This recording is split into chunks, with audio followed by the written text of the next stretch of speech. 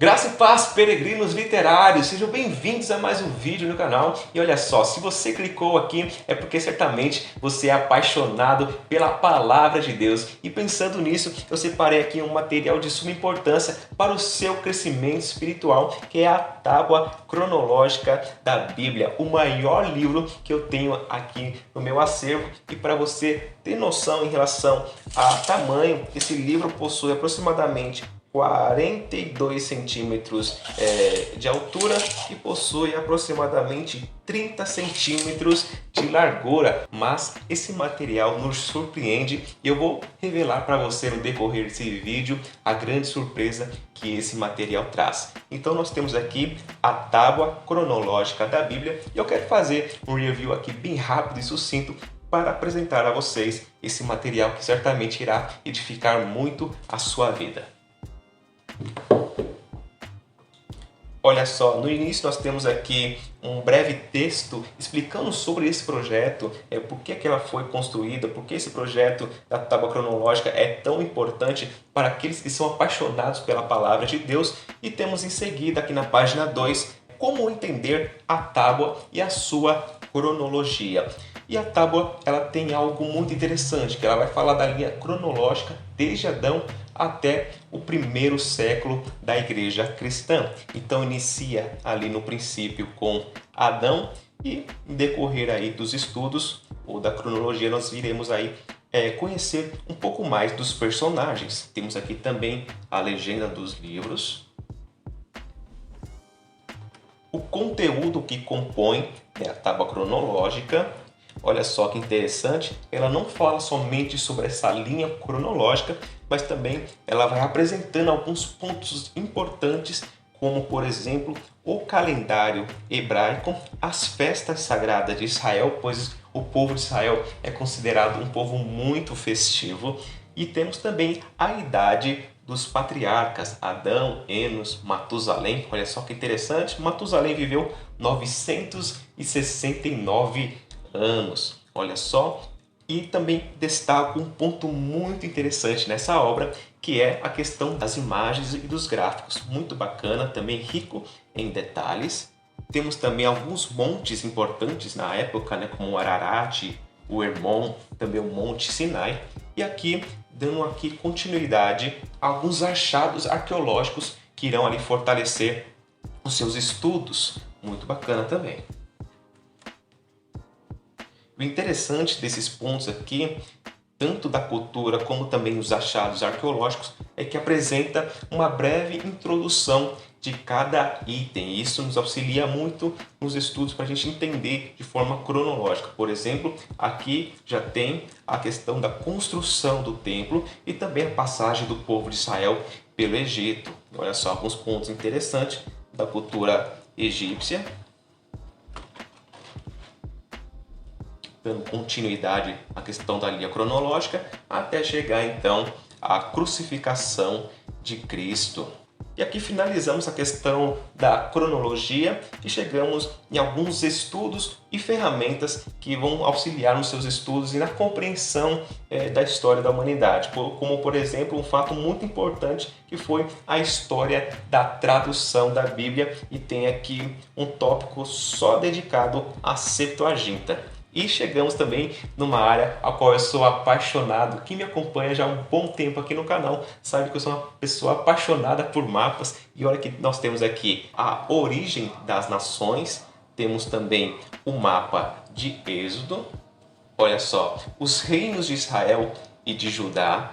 O reino unido de Saul, Davi e Salomão. Temos um mapa também da Jerusalém na época de Cristo. E alguns eventos mais significativos na região do Mar da Galileia. E olha só algumas setas aqui de algumas passagens bíblicas que ocorreram exatamente aqui na região do Mar da Galileia, como por exemplo Jesus andar sobre as águas e Jesus também acalma a tempestade. Temos um mapa na época de Cristo na Palestina e o que eu mais gosto, que é os mapas das viagens missionárias do apóstolo Paulo. E aqui eles tiveram a brilhante ideia de separar por cores. Então temos vermelho, laranja e amarelo representando cada viagem missionária do apóstolo Paulo. E por último, aparentemente nós temos aqui uma página dedicada somente aos 10 mandamentos. Como essa tábua ela faz uma alusão sobre a tábua dos 10 mandamentos, eles dedicaram aí uma página inteira somente sobre os 10 mandamentos. E aqui na capa nós temos também algo muito interessante, que é a oração do Pai Nosso em 14 idiomas. Olha só que bacana. Aí chegamos nessa parte e você fala: Lucas, qual que é a surpresa? Já finalizou o vídeo? Não, olha só. Isso foi somente a primeira apresentação da primeira parte. Esse livro ele possui aproximadamente 5 metros de conteúdo. Isso mesmo, 5 metros de conteúdo. É muita coisa para absorver. Então chegamos aqui na segunda parte, que vai voltar também sobre essa questão do Antigo Testamento, descrevendo aí todos os livros, curiosidades dos livros do Antigo Testamento. Olha só que interessante, temos os períodos do dilúvio, cada cena de todo o processo que ocasionou ali o dilúvio e a construção da arca. Olha só, temos também 2 páginas dedicadas a Moisés e o Êxodo. Já vemos aqui a construção do tabernáculo, o encontro de Moisés. Olha só que bacana, que interessante. O sistema sacrificial, olha só, temos aqui o sumo sacerdote e os itens que compõem ali a sua veste sacerdotal e o que cada uma delas significa. Olha só, as festas do Antigo Testamento. Então o povo de Israel é muito festeiro. Temos aqui o retorno dos espias, a serpente de bronze, muito enriquecedor.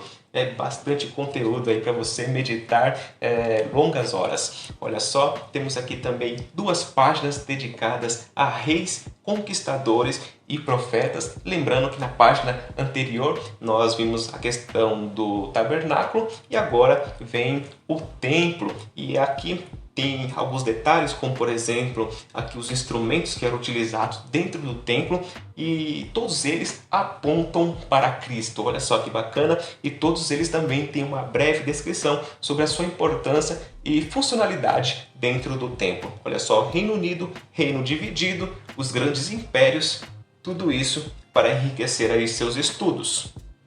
Chegamos então nas guerras e batalhas, e algo que me chamou muita atenção foi a questão das espadas, dos instrumentos de guerra. Olha só que interessante. Então, cada cultura, cada povo tinha instrumentos diferentes para guerrear aí suas batalhas. Então, nós vemos aí as conquistas de Josué, as guerras de Saul e as guerras também de Davi. Olha só, um item também destacando aqui os ataques contra Jerusalém. E chegamos à cronologia do Antigo Testamento.